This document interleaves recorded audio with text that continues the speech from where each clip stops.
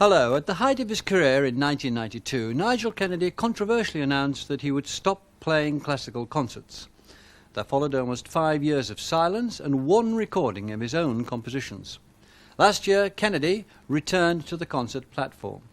Critics noted that his virtuoso skills were as bold and exhilarating as ever, and that he'd acquired a new maturity in his playing. At his first concert in London last April, he chose an unusual programme of works by Bach, Bartók and Hendrix. That's Jimi Hendrix. They're now an important part of his repertoire.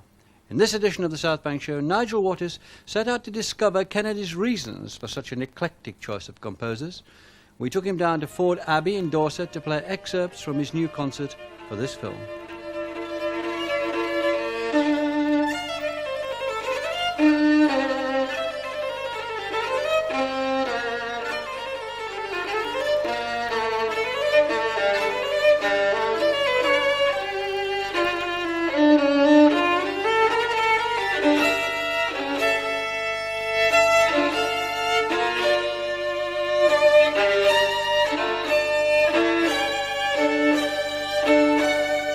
I don't really see any advantage in being any type of musician. I don't think any category is preferable to another because I think categorisation of a musician is already a limitation.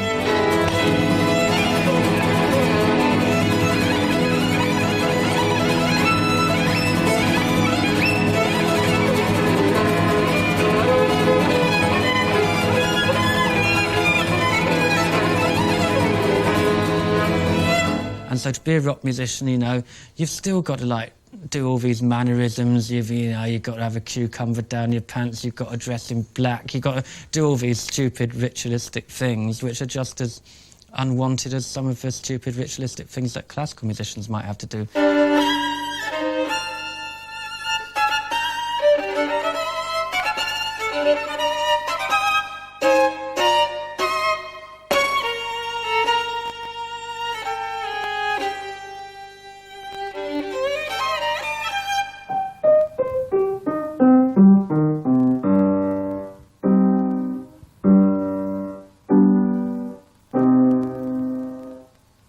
Nigel, that was simply terrific. Come up to my height now and let me have a word with you. Whoops.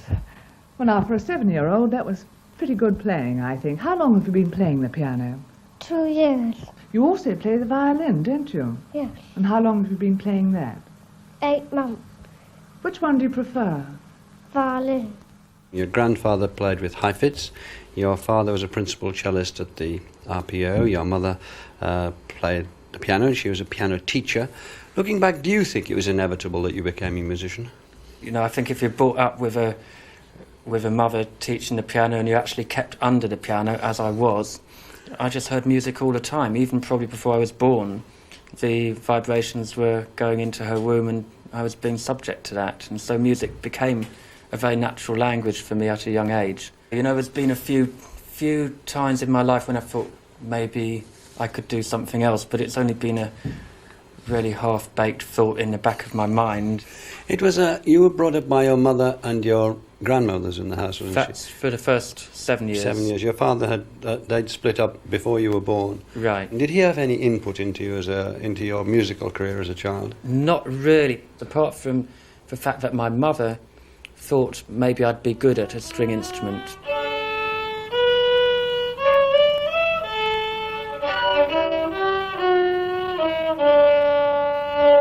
In 1964, when he was 7, Nigel Kennedy won a scholarship to the Yehuda Menuhin School for Gifted Musicians. Have you always wanted him to go to a musical school? Well, since I've known he's really got some talent, I thought he ought to go to one. I was removed from my family habitat, which was difficult for me to take, because I obviously valued... Because it was a boarding school, yeah? It was a boarding school, and I valued obviously more emotionally at that point the contact with my mother and the new family she was starting with my stepfather, which happened at exactly the same time.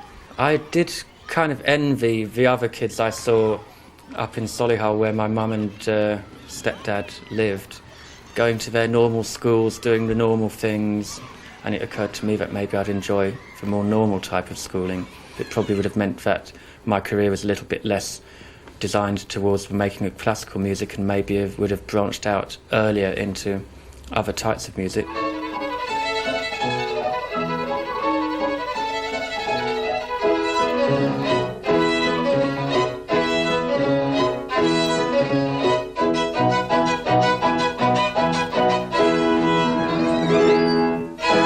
At the school, he became a pupil of the great concert violinist Yehudi Menuhin. Thank you, Nigel. That's coming along nicely. There were some fantastic musical teachers there. I mean, Yehudi himself, being an influence on our way of life, was maybe first and foremost in the respect that even on the Sundays we'd have a different religion read to us every Sunday. He was a man of very Catholic tastes and still is. And was it from an early age that music to you tended to mean classical music? Pretty much so. There were two types of music in my household. First was the classical music, which my mother admired and played very well herself and taught to these people who came in the house to learn it. And then there was this other type of music, which included everything else, which if the radio dial got accidentally turned onto that, there was a certain amount of disapproval going on. So there was the classical music and then the other type of music which people disapproved of. When did you first encounter jazz? First of all, from my stepfather's collection, where he had records of Louis Armstrong and Kid Ory and various people like that. And then Yehudi met Stefan, and so I immediately thought, wow, jazz can be played on the violin. And I went and bought these albums of Stefan and Django Reinhardt, the old stuff, and I thought, people are calling this jazz. This isn't jazz. You know, it was some other type of music which seemed to be, to me, to sound a little bit gypsy orientated and some kind of, it was just a different sound altogether. But if people were calling it jazz, that's fine.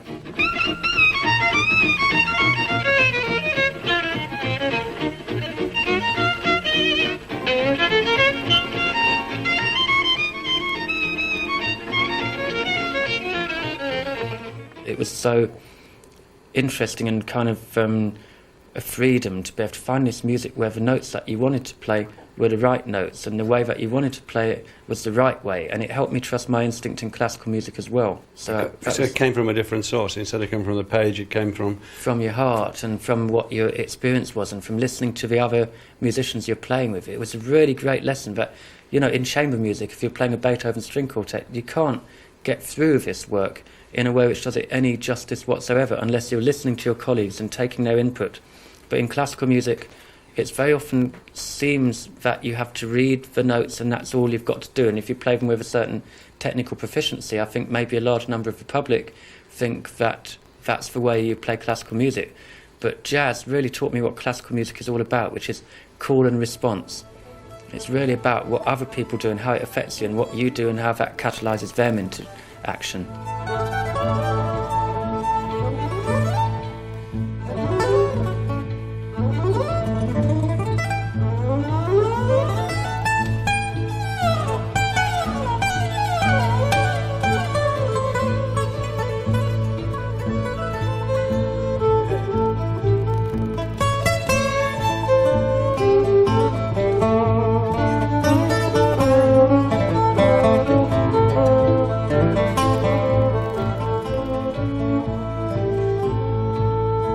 You said that Grappelli and Menuhin between them were, at that stage, we're talking about early adolescence, you were very fortunate to have these almost two, I suppose some cod psychologists would say, guiding father figures or whatever. It was a very, I mean, a psychologist could be very useful in this situation. But don't look at me. We all need it. You're Arsenal. You've got the cure for insomnia anyway. But like I'd say that it was fantastic to have two mentors in those different fields who almost lived opposite lives. You know, Yehudi'd live the life which was absolutely perfect. You know, you'd have Diana, his ever faithful wife, there making sure that everything was perfect. Not one hair on his head was out of place. He'd eat the muesli and all of the things which were good for him. Whereas like Stefan, he'd just take me around on the day of a gig before he had to get there for sound check, which was really a non-event because he'd turn up after everyone else had done it and then just whinge about the mics when someone hadn't done something right from the box. But we'd go around antique shops all day and he'd say, "I don't like this, we go somewhere else, this is disgusting," in front of the proprietor, and then we'd just walk out and go to another antique shop. We'd turn up there 5 minutes before, have a malt or a brandy or whatever it was that he had, and then just walk on stage and play like an angel. And they both had this particular amazing gift of being able to play a phrase in a totally inimitable way, which was right from the heart and had their, at the same time as being faithful to the spirit of the music, had their fingerprint on it.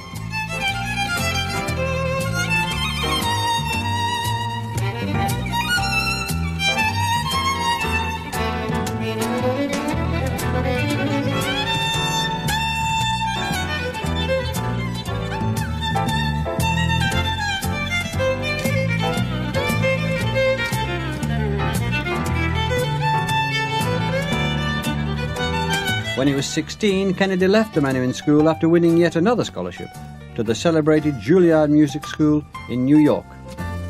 It was a great place to go in the aspect that it was in New York. Warhol was like active at this point. I was more interested in the jazz aspect of it, but there was all of this other stuff going on. I mean, Juilliard I'm a little bit more ambivalent about because everything seemed to be very professionally orientated, and for me the profession of music is a kind of incidental side effect of being a musician who's devoted to like looking into the artistic thing and getting off on the aesthetic pleasure of it. You ran into trouble with them because you insisted on playing jazz, is that right? I had an absolutely wonderful teacher called Dorothy DeLay, who's like she was a phenomenal influence on me, but she didn't like this idea of like jazz music coming into it. She said to me, "Look, if you play jazz, then these record company people from a classical part will hear you play it and you'll never get a recording contract in your life." Stefan Grappelli came to New York to play in Carnegie Hall, and he said, "Hey baby, do you want to play?" And I said, "Yeah man, I do, but my teacher says I You were 16 can't." or so at Yeah, the time, I was were you? 16 at the point, and like, you know, and I just saw his face, and his face was just so disappointed, and like I'd said something like that to like one of the greatest violinists in the world. I said, "Look, I can't play with you because my teacher says I can't." You know? Says that she Yeah. thinks jazz is inferior, which is what you were saying. Yeah, it's what I was having to tell So him. you're kind of insulting him, weren't Yeah, I you? was insulting him and like Yeah. also letting down the values like which should have been held in music as far as I was concerned. And like, so I sat there in his dressing room, having told him something really insulting to one of the chief exponents of the instrument, and I got through half a bottle of his scotch, and like went on afterwards and played with him because he'd come back after a second off and says, "Oh please Sherry, let's go on and do this." And so I said, "All right man." And so I went on and played, true to form, exactly what my teacher said. There were some Sony like representatives in that hall, classical people who found it fine to spend their money and go and enjoy Stefan Grappelli's playing, but immediately didn't like offer me a contract when they'd been maybe thinking about offering me one.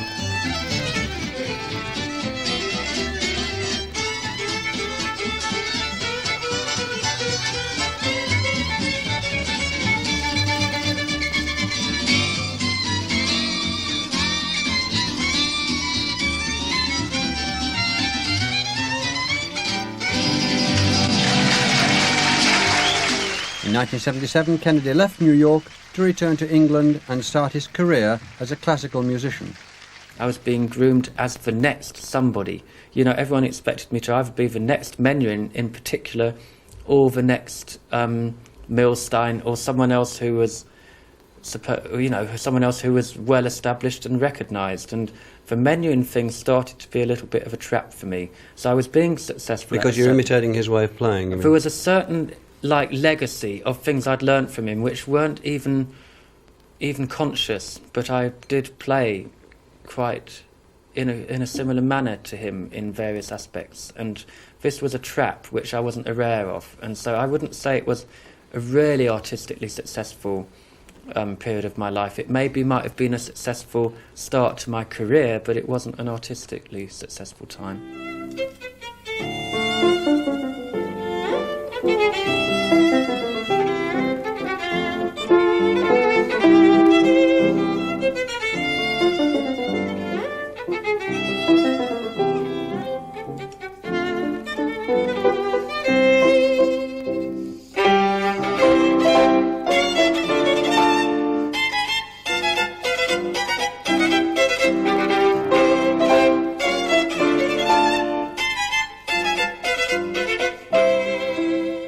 Well, you still think that in a way being British wasn't a great help?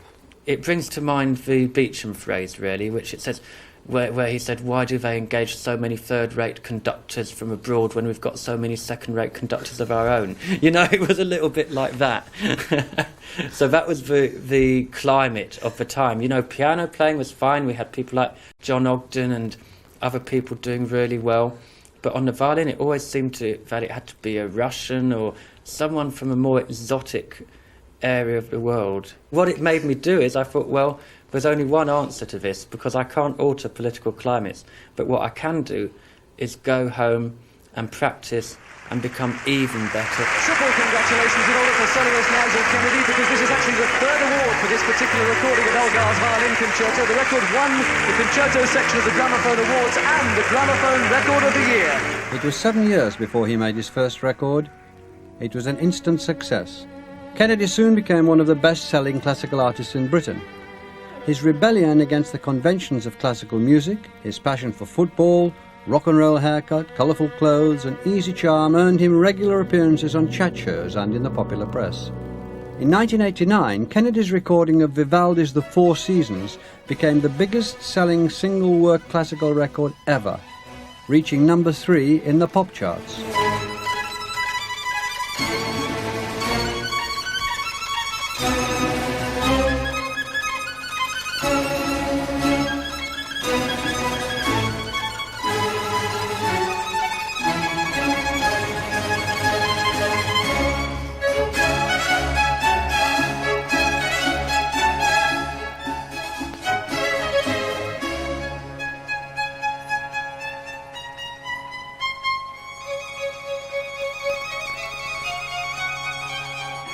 Then in 1992, at the height of his fame, Kennedy announced his retirement from classical playing. The punk maestro is bowing out on a high note. His live performance of Beethoven's Violin Concerto, released today, earned some of his best reviews. I'm not cutting out appearing in front of orchestras altogether. I'm just cutting out playing dead guys stuff, because I've done it for 20 years or something. Nigel Kennedy insists it really is goodbye to the concertos which made him famous and roll over Beethoven. I got some kind of, I've forgotten what the actual technical name is, a hemangiano or something, where the capillaries all grow together into something, which was due to the pressure of the violin, and it was a totally harmless thing, but I had to have it removed because it might have got infected and then I'd have let down people who had paid for tickets or some scenario like that. So I had to have something done, and I was told by the surgeon that it would only take 2 weeks before I could play again, but eventually it took about 6 months before I could play again, and then it took another 6-month recuperation period to regain the fluidity of technique that I had on the instrument previously. So it put me out for a year, but it also enabled me to identify a few things in my career which I was gradually becoming more and more displeased with, because I'm maybe an old-fashioned musician, I think, you know, in the respect that I don't believe in giving the audience what they want. You know, I think the whole music business is built around giving people what they expect and want, and that's something which I'm totally the opposite of. And I believe in giving people things that they didn't expect and then hope that they want it in the future.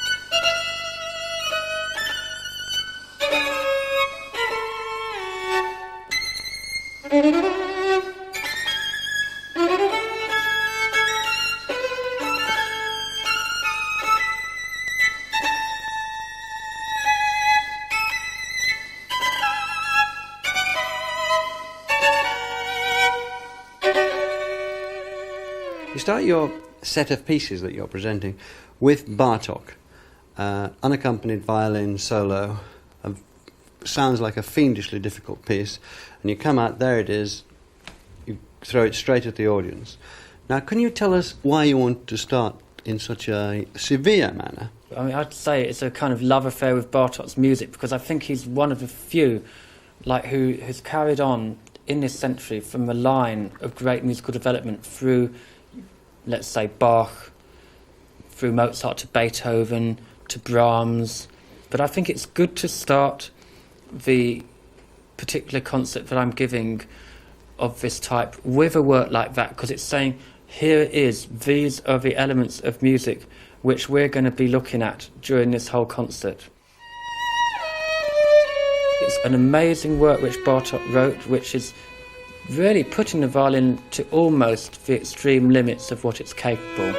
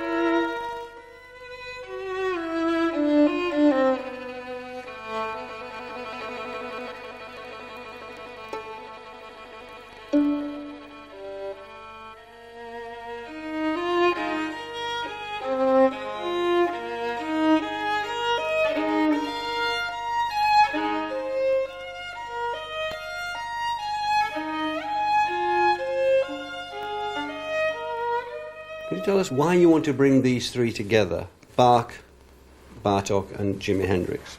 Well, yeah, I mean, I've got this subscription to the theory that all music is related, or at least all the music that I understand. There's a particular link between Bach and most of the musical developments in the world as we know it, in our country and in America, I reckon. Because, like, I say that Bach is the father of development, obviously in classical music. I see blues and jazz and R&B more as world music rather than black music. I think it's music which has had black exponents and black inspiration, but like basically without harmony, which Bach was the chief master of, as far as I know, going back through time.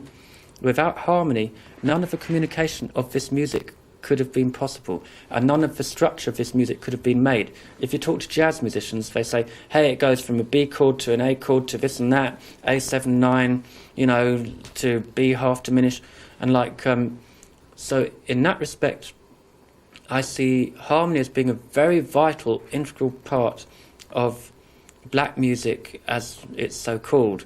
The Bach Chaconne, which I put on this programme, I think is even more pertinent, because it's a set of variations which are almost like a set of improvisations by Bach on a dance form rhythm, and so that you have these chords. If I can go and play them on this piano here, you've got this,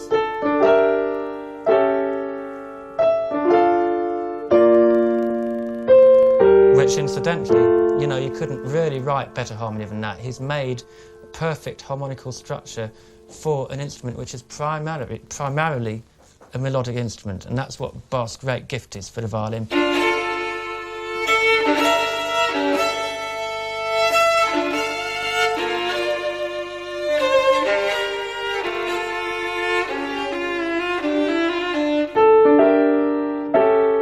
Which is a fairly standard chaconne rhythm with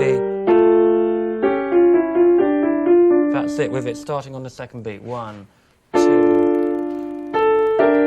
2. Those chords and that little segment is then exposed to these amazing variations which take it into stratospheric realms, which could not be imagined by any other composer.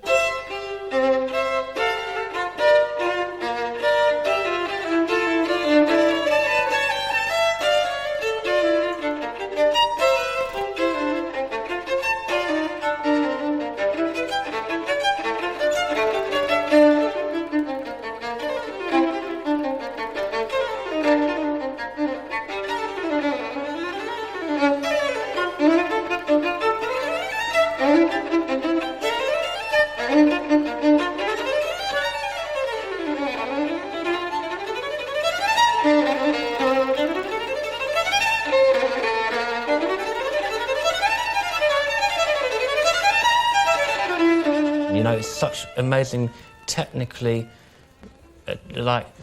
achieved music, but then it's got this spirit which just comes out of there because he's so meticulous with the form that nothing gets in the way. But without the European concept of harmony being involved, jazz wouldn't happen, because that's where the structure comes from.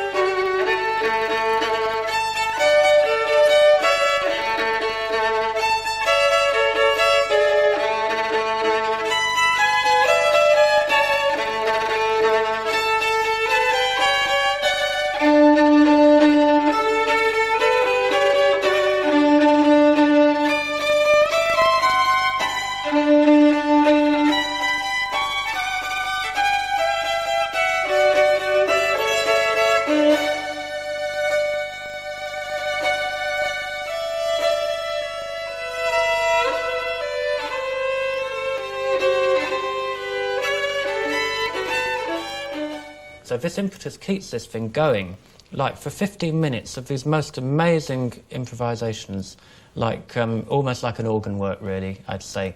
And so the basis of that is very similar to the jazz thing, where you've got a set of chords. So, I mean, you can have a song like Body and Soul, for instance, you know, which is like kind of... that kind of... right? And then on the other hand, you can get someone like Wayne Shorter do it.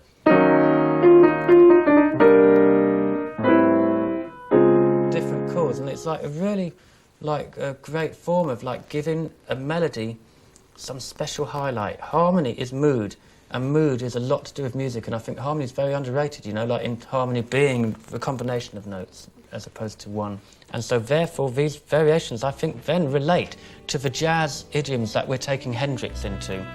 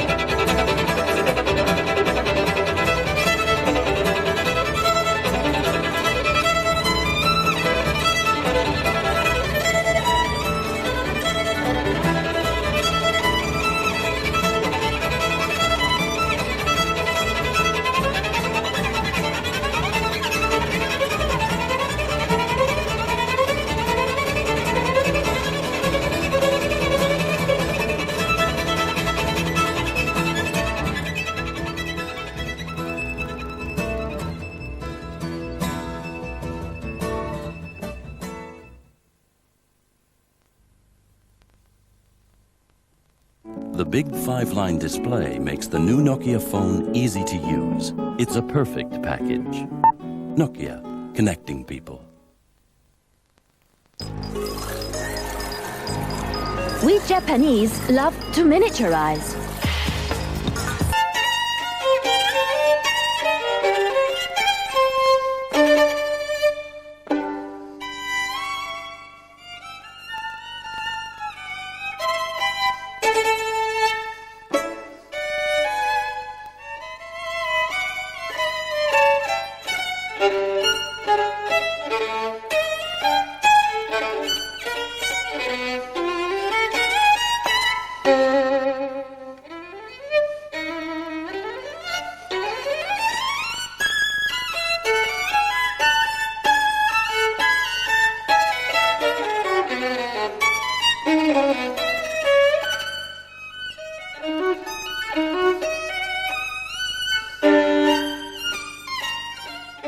One of the things I particularly like about Bartók, which are, as you mentioned earlier, the folk music, the folk groups, the folk things he refers to. Yeah. In fact, sounds very like from some of the folk songs are there in the piece as well, aren't they? Yeah, I think what is beautiful about it is that there is this heritage in his music, and the folk, even in this very theoretical, structural work, the passion of the folk music still comes through, and also the evidence of it being a work which was composed just at the end of the Second World War by a composer who was dying of bad health in New York alone, and his passion for his homeland still comes out. And it's a very emotional work because of that. Menuhin gave Bartók the commission to write this piece in order to give him some money without seeming to be patronising. He wanted Bartók to be able to have this money without losing face, and so he said, please write me something for solo violin. He was obviously a great admirer of Bartók's work anyway, but not even Yehudi could have imagined he'd got such a great work out of this.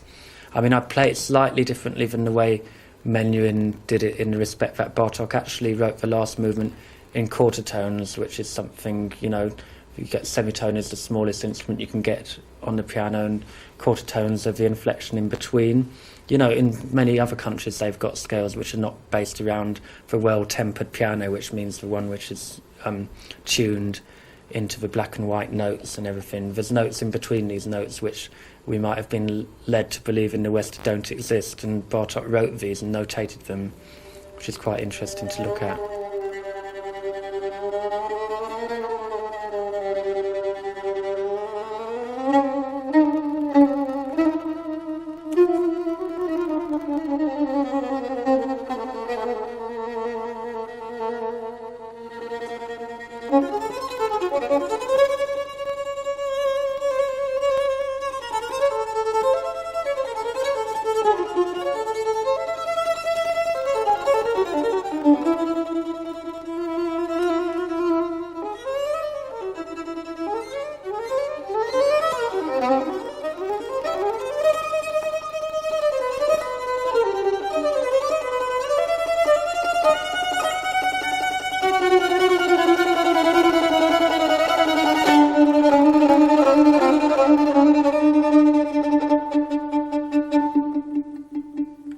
There's something beautiful about the music of the people being put in a form which it'll always be remembered, and also being highlighted. It yet again comes to my love of harmony as a viewpoint on a melody, because if you listen to these Romanian folk dances, which I might just play on the violin, I think, because it's interesting to hear them in their own right. I have to stand up to play these, I thought. Is that going to be practical?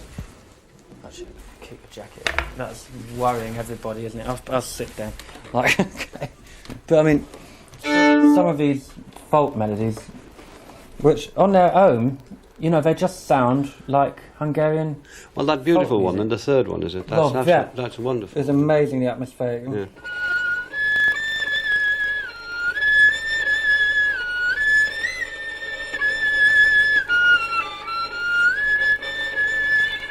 You know, that is some exotic melody that we would never find in a tavern in England, you know, or Ireland. I mean, I love going around the Irish taverns after the gigs I play over there, and mucking in with and spoiling some of the music which the guys are trying to play in the pub there.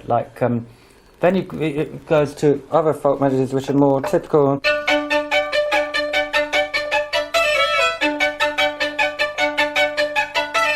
That kind of thing, or...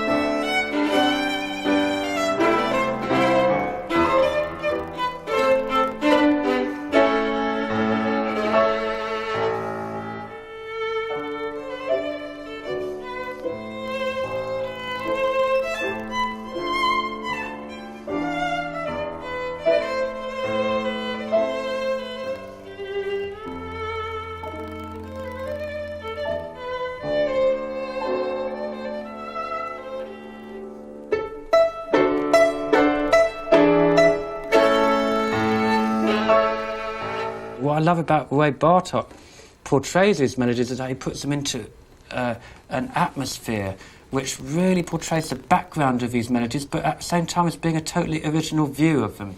I'd say, you know, if we're thinking about this one, which... I do love that. I think that's wonderful. Yeah, it's just like wind through a stone, isn't it, really? Yeah, it's like...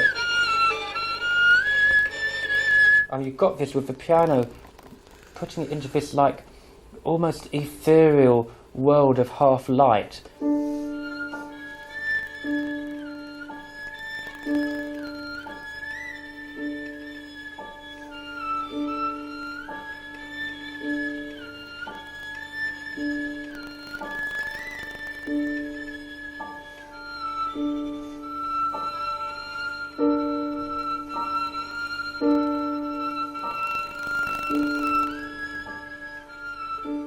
Whereas in the solo sonata, you've got similar type of writing where inherent in the melody is the atmosphere. Whereas, like with these folk melodies that I've been playing, the Romanian folk dances, the atmosphere is provided by the accompanying instrument. In the solo sonata, the atmosphere and the melody are incorporated into being the same thing. And that is probably the development which Bartók made over his early days when he wrote the Romanian folk dances to his last compositions, one of which was this folk sonata. Solo sonata.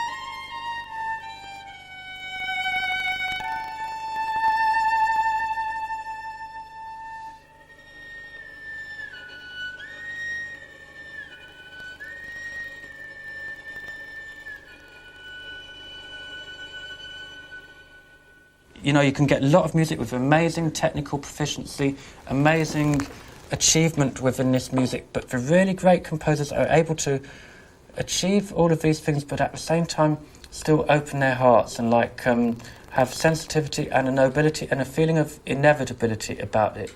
You couldn't change one of these notes and say, hey, that would be better. And then comes Jimi Hendrix. Yes. Which is obviously more difficult to demonstrate on the violin alone, but I think there are folk elements in it. And obviously I approach Jimi Hendrix in my own way, in the same way that if you hear Jimi Hendrix playing All Along the Watchtower or Hey Joe, which was a country song originally, it's nothing like how it was originally played in the first place. And so where I'm taking Jimmy is into the way that the things that I find interesting in Jimmy's music, and what I see there is some kind of almost Celtic influence, you know. And if you listen to the folk things that might be evident in his work, I see something like Little Wing, for instance, as being very much like a folk melody. I mean, if you listen to something like...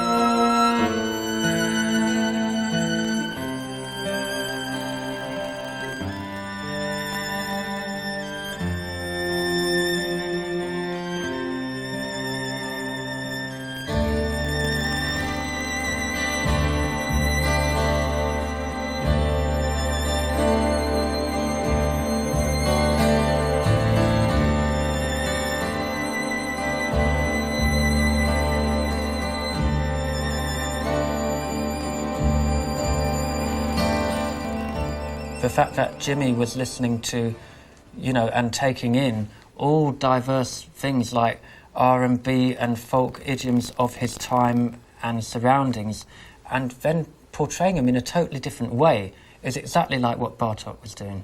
You know, Bartók takes these folk melodies which I've been playing on the violin alone, and when you hear them in the context of the piano, or you hear the inspiration in the context of the violin solo sonata, it's a totally different thing.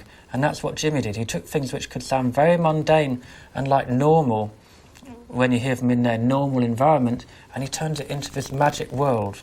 And that's what I really respect and think is the same process going on in his mind and creation as was going on in Bartók's. Can you tell us a bit more about what you did in the suite that you've done about Jimi Hendrix music? Well, what I'm really trying to do is, like, because of the compositional aspects of Jimmy's music, which I really admire, I'm trying to shed a new light on these. So really what I'm doing is, in songs like Third Stone from the Sun or A Merman, you know, in 1983, A Merman I Would Be, which I think are two very interesting songs because there's a broad expanse there and a tonal palette which you can use, which he obviously did in his work. I've really deconstructed these songs and put them back together in what might appear to be a very different order, but I'm trying to follow a train of thought which brings the elements which I can hear in this music together. So like in Third Stone from the Sun, I'll build up this kind of sound, which is the background and the palette, I mean this canvas, and then like apply these different sounds on it with the acoustic violin, and using John Etheridge, who's the guitar player I'm collaborating with on this, like, who's a wonderful improvising musician, and I'm really taking it more into the realms of jazz.